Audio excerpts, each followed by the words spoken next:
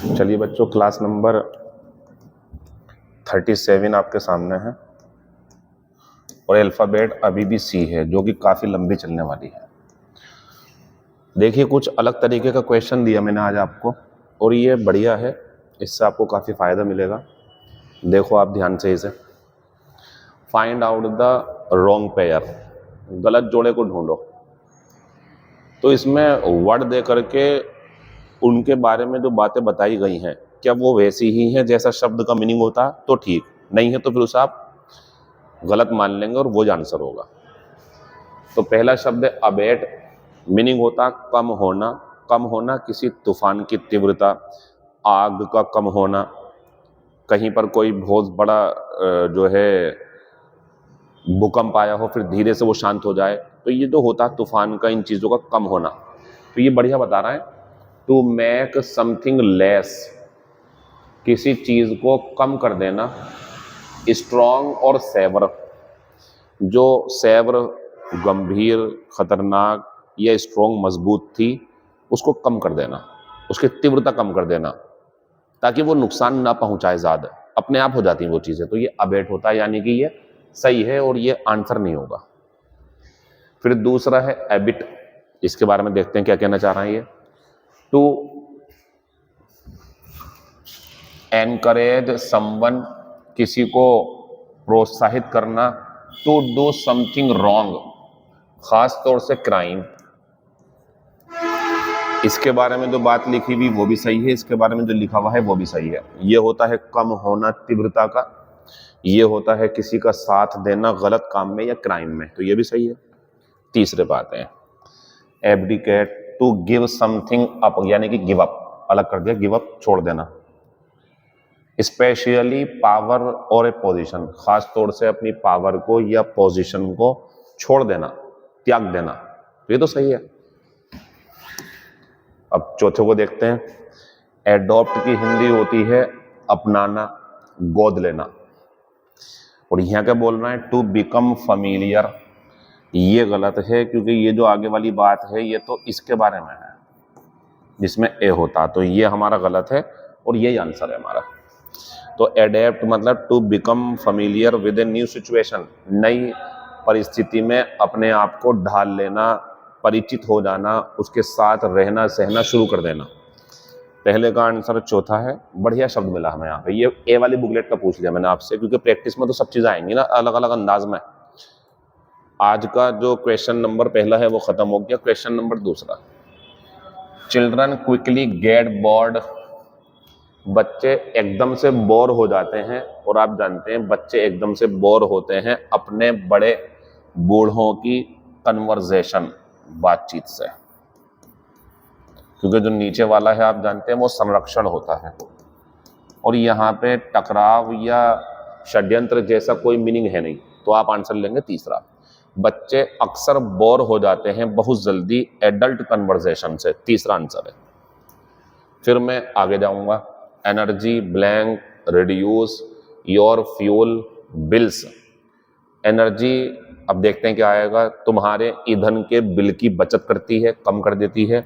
And helps the environment, और ये वातावरण को भी बचाने में, सुरक्षित रखने में मदद करती है। तो आंसर तो बच्चों उसका कंजर्वेशन होगा। तो यहाँ है हमारा, यहाँ है एनर्जी कंजर्वेशन। एनर्जी को बचाएंगे अगर आप लोग तो ईंधन भी कम लगेगा, आपका कीमत कम होगी, बिल कम आएगा और एनवायरनमेंट भी बढ़िया होगा। आंसर चौथा है, इसकी कोई जरूरत नहीं है यहाँ पे, इसकी कोई जरूरत नहीं, इसकी कोई जरूरत नहीं, ये मीनिंग यही सुटेबल है। कल कराया था आपको मैंने ये। क्रेस्ट फालन तो उदास होता है बच्चों, निराश। एक नया शब्द लाया हूं मैं आज आपके लिए, डाउन हार्टेड। डाउन हार्टेड का दिल बैठा हुआ हो, यानी कि वही उदास निराश, डिजेक्टेड,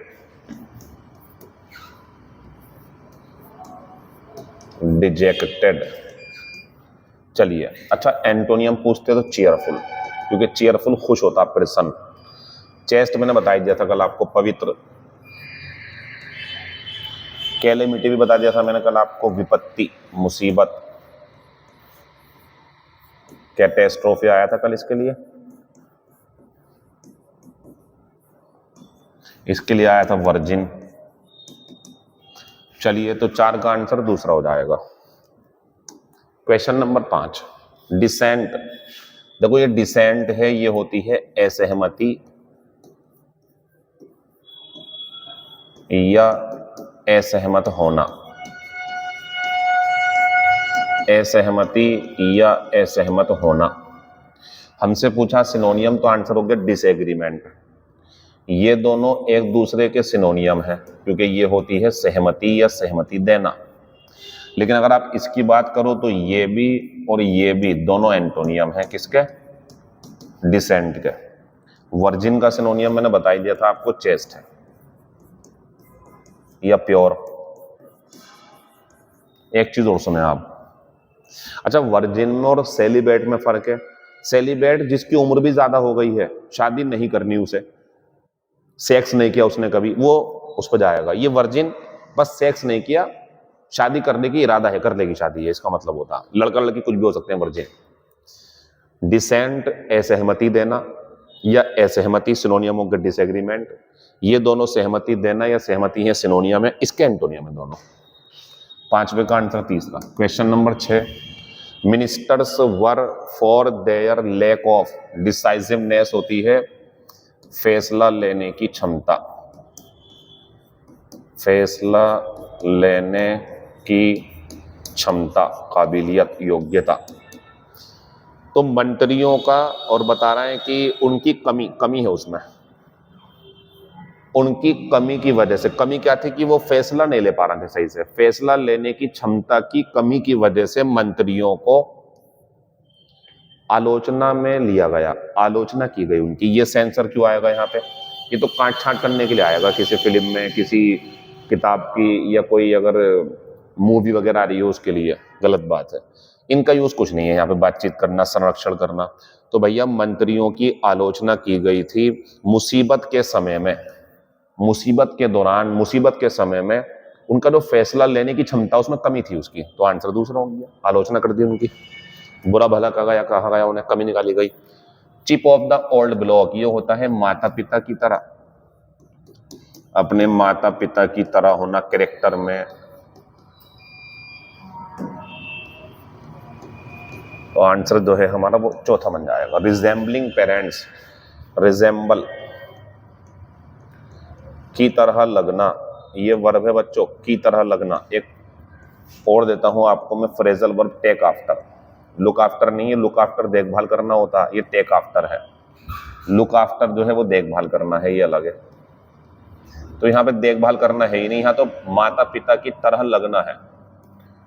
और रिजेंबल होता है टेक आफ्टर, किसी की तरह लगना, की तरह लगना। चलिए बच्चों, क्वेश्चन नंबर 6 का आंसर चौथा होगा, या सॉरी 7 का आंसर। क्वेश्चन नंबर 8 देखते हैं अब। मिसफॉर्चून, दुर्भाग्य या मुसीबत। तो इसका जो सिनोनियम है वो तो कैलोमिटी होगा ना, कैलेमिटी। हाँ, अगर इसका एंटोनियम पूछते तो होता फिर प्रोस्पेरिटी। प्रोस्पेरिटी क्या होती है? समृद्धि, बढ़िया हो जाना हालत किसी की। और अगर मुझसे आप इसका एंटोनियम पूछो तो बहुत ही बढ़िया है, एडवर्सिटी। पुराना याद आ गया होगा आपको। अब जब बात चल रही है ये एंटोनियम हो गया, तो एडवर्सरी देख लो, कभी कंफ्यूज हो आप। एडवर्सरी जो होता है विरोधी होता है, दुश्मन। ठीक, 8वें का आंसर पहला हो जाएगा। फिर आएंगे हम अगली क्लास पे 37 नंबर की। 3 क्लासेस और हैं, फिर एक क्वेश्चन और बढ़ने वाला, 9 हो जाएंगे। फिर 50 के बाद करूंगा 10। कंडोन का मतलब होता है बच्चों नजरअंदाज करना। लेकिन ये नजरअंदाज करना वो नहीं है जिसमें कोई आपसे शिकायत कर दे कि तुमने मुझे नजरअंदाज कर दिया, वो इग्नोर करना होता किसी को। ये कंडोन जो है ये किसी की गलती को, गलत करा उसने और उसे नजरअंदाज कर दिया आपने, ये जो होता है इसे बोलते हैं, ये होता ओवरलुक। सिनोनियम क्या है इसका? ओवरलुक। हाँ, इसका सिनोनियम अगर चाहेंगे आप तो इग्नोर भी बन जाएगा। अच्छा, एंटोनियम पूछोगे मुझसे तो ये है इसका। कंडेम की हिंदी क्या होती है? आरोप लगाना, आलोचना करना, आलोचना करना, आरोप लगाना। तो ये एंटोनियम होगा इसके। बोर्ड कुछ याद है? फोरटेल, भविष्यवाणी करना, पहले ही बता देना कुछ। एल ए, नहीं पता हो तो नोट कर लेना, शांत करना। एल ए शांत करना, सिनोनियम चाहिए तो पेसिफाई। एक सिनोनियम और है अलिविएट, जो बोर्ड पे लिख दिया वो पेपर में आया हुआ है या आ सकता है, बस ये बात हो रही है, फालतू कोई बात नहीं हो रही है, नोट करें इसे। पहले का आंसर दूसरा है, बढ़िया शब्द था ये, कंडोन, कंडोन बोलते हैं इसे, कंडोन। फिर आते हैं कंसेंसस पे, ये होती है सहमति। हमसे पूछा एंटोनियम, आंसर है डिसएग्रीमेंट। अगर पूछते सिनोनियम तो होता एग्रीमेंट, ठीक। तो कंसेंसस सहमति होती है, डिसएग्रीमेंट एंटोनियम है, एग्रीमेंट सिनोनियम है। कोरोबोरेट का सिनोनियम तो आपको पता होना चाहिए, कन्फर्म, पुष्टि करना, पुष्टि करना कि बात सच थी या गलत थी, पुष्टि करना। एडुलेशन बड़ा पुराना शब्द मैंने जानबूझ के लिखा, प्रशंसा, प्रेज। और एडुलेशन लिखे, एवोल्यूशन ना लिखे तो हमारी जो ऑडियंस है, मतलब आप नाराज हो जाओगे। ये क्या होता है बच्चों, ये होती है वॉशिंग, बाथिंग, अपने आप को नहा के साफ करना, एडुलेशन। ये एडुलेशन है, ये एवोल्यूशन है, एवोल्यूशन। चलिए दूसरे का आंसर पहला है। क्वेश्चन नंबर तीसरा, कानल। कानल जो है ये होता है बच्चों, मतलब कि कामुक या सेक्स की इच्छा संबंधी, या आप कह सकते हैं शारीरिक सुख संबंधी। यानी कि कानल का मतलब जो है वो शरीर से है, जिसे शरीर की जरूरत है, शरीर की चाहत हो, वो कानल होगा। लेकिन अगर शरीर से हटके आत्मा की बात करेंगे तो वो स्पिरिचुअल होगा। तो ध्यान रखना, एंटोनियम क्या है, स्पिरिचुअल। ये होता आध्यात्मिक, आध्यात्मिक। और सिनोनियम ये रहा हमारा, आंसर हो गया दूसरा, सेंसुअल। इसका एक सिनोनियम और बन सकता है सेक्सुअल, इसका एक सिनोनियम और बन जाएगा फिजिकल। ठीक है, नोट कर लेना इसे। तो कानल के 4 सिनोनियम हो गए, कानल अपना, सेंसुअल, सेक्सुअल, फिजिकल। क्रेवन तो आप जानते ही हैं, सिनोनियम है कोवार्डली, कायर।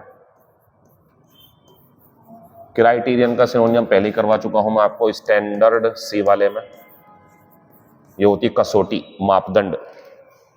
चलिए तीसरे का आंसर दूसरा हो गया।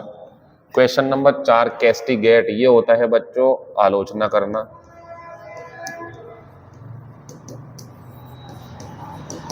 या ये होता है डांटना।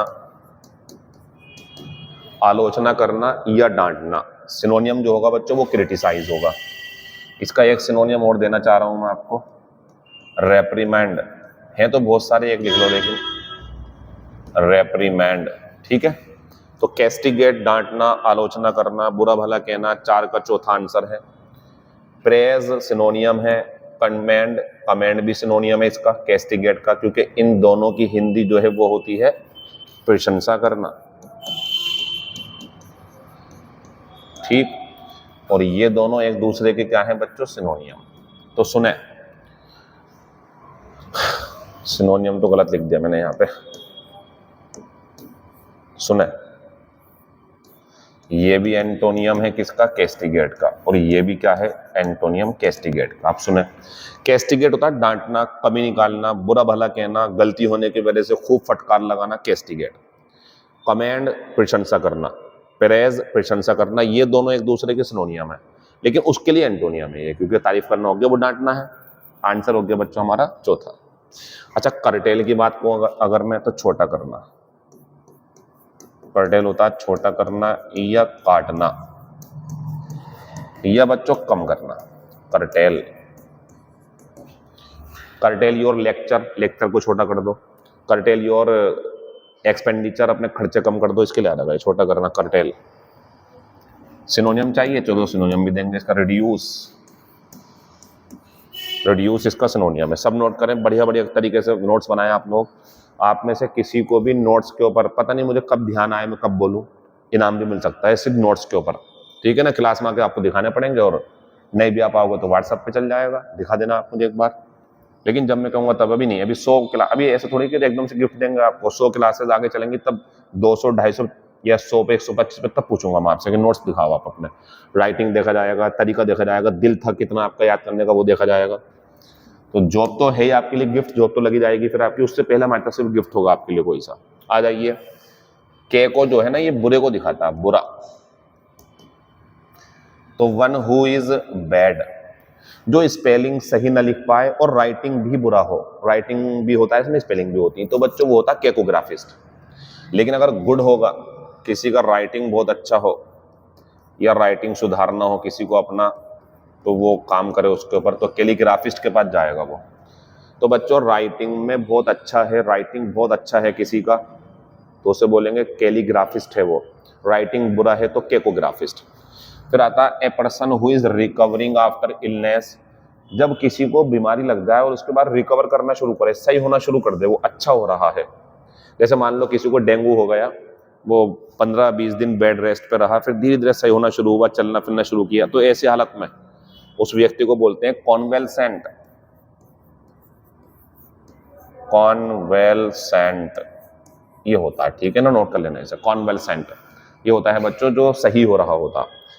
Persons living at the same time, एक ही समय पर इस दुनिया में अगर लोग रहे हो तो वो सब एक दूसरे के क्या होते हैं, समकालीन। कंटेम्पररीज, कंटेम्परेरी, ठीक है ना, IES लगा दोगे तो दोनों बन जाएंगे, तो ये होता है बच्चों समकालीन।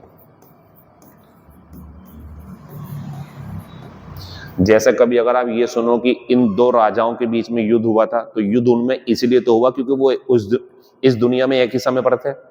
ऐसे थोड़ी होगा कि बाबर का युद्ध जो था वो शाहजहां से हुआ था, बाबर तो उसके दादा परदादाओं में था, खत्म भी हो गया होगा वो, ये समकालीन नहीं थे, लेकिन उसके साथ ही कोई उस दुनिया में राजा रहा हो उसे बोलते हैं, तो ये समकालीन होते हैं, कंटेम्परेरी। आंसर लगा देंगे इसका हम, हमारा आंसर तो दूसरा हो गया, वन वर्ड है ये। अब हम आगे चले गए, एक good way to make money, ये आंसर है बच्चों। ये ईडियम है, ये ईडियम है, ये ईडियम है और ये ईडियम है। तो ये बता रहे हैं कि पैसा कमाने का एक अच्छा तरीका, आंसर लगा दो कैश काउ। कैश काउ एक ईडियम है, इसका मतलब होता है बहुत बढ़िया मौका है, बहुत बढ़िया ऑब्जेक्ट है, बहुत बढ़िया चीज है, पैसा कमा लोगे आप उससे, कैश काउ।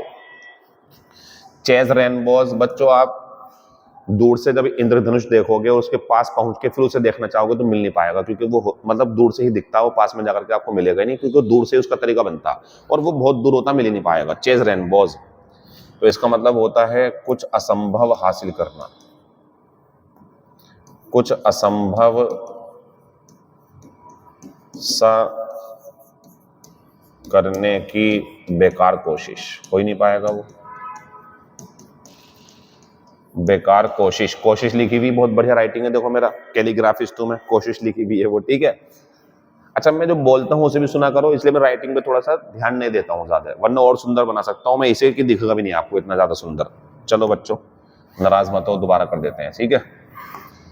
कुछ असंभव सा करने की बेकार कोशिश, ध्यान रखना, हो सकता कल को पूछ लूं मैं आपसे ये। चो डाउन, इसका मतलब होता है टू ईट हरिडली, बहुत तेजी से खाना, ईडियम है ये, बहुत तेजी से खाना, हरिडली, हरी होता तेजी से। Call it a day, to stop working, पुरानी ईडियम है ये आपके लिए, काम रोक देना उस दिन का। तो बच्चों हमारा जो आंसर है वो दूसरा है, कैश काउ एक बढ़िया साधन पैसा कमाने का। चेज रेनबोज कुछ ऐसा करने की कोशिश करना जो होगा ही नहीं। चो डाउन टू ईट, च्यू नहीं है, चो है, ये च्यू मत करना, वो चबाना होता, एकदम से खा जाना। कॉल इट ए डे, काम करना रोक देना। Does the sheep, question mark लगेगा बच्चों लास्ट में, इंट्रोगेटिव सेंटेंस है, धोखे से छूट गया। डज द शीप कॉल, अब बच्चों इस तरह हटा दो यहां से आप, क्योंकि यहां बात चल रही है क्या जहाज पहुंचना, और आपको मैंने बताया था कॉल ऑन तब आता है जब व्यक्ति ऑब्जेक्ट हो, लेकिन जब स्थान ऑब्जेक्ट हो, स्थान पर पहुंचे कोई चीज कोई व्यक्ति, तो कॉल एट। क्या जहाज, क्या पानी का जहाज हांगकांग पहुंचता है, पहुंचेगा वहां पर, ये आंसर है सातवें का पहला। Find out the wrongly spelled word, बढ़िया बढ़िया और बढ़िया।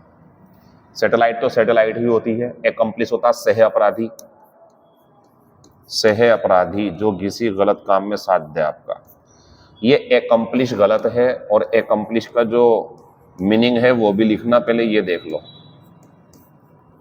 मुश्किल काम को पूरा करना,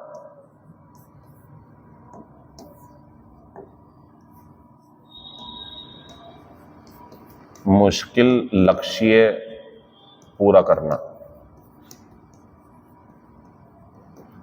जैसे मैं आपसे कहूं कि अगर आपने नोट्स नहीं बनाए हो, बस वीडियो देख रहे हो और मुझे ये नोट्स 5 दिन के अंदर बना के दो, मुश्किल काम है, थोड़ा सा बहुत सारा लिखना पड़ेगा, लेकिन आप कर दो तो यू हैव एक्कम्प्लिश्ड, आपने पूरा कर दिया वो काम, ये इसका मतलब होता है। चलिए बच्चों, हमारी 37 क्लासेस पूरी हो चुकी हैं, 38, 39, 40 आने वाली हैं, फिर टेस्ट आएगा, बाकी बातें बाद में होंगी। Thank you, all the best. आप रुक सकते हैं, परमानेंटली रुक सकते हैं, 10 दिन पढ़ के 2 दिन छुट्टी करके फिर 10 दिन की छुट्टी करके क्लासेस बिगाड़ सकते हैं। मैं नहीं रुकूंगा, मेरा रुकने का काम है ही नहीं, क्योंकि मेरे पीछे बहुत सारे लोग, मतलब स्टूडेंट्स जुड़े हुए हैं जो चाहते हैं कि अजीम सर हमारे लिए कुछ ऐसा करें जो हमारे करियर में बहुत ज़्यादा फायदेमंद हो। इससे ज़्यादा और क्या करूंगा मैं, बहुत बढ़िया है ये, और ज़्यादा ही करूंगा आने वाले टाइम में। क्वेश्चंस बढ़ाऊंगा, ग्रामर पे भी आऊंगा वापस, ठीक है, बाद में होंगी बातें। शुक्रिया।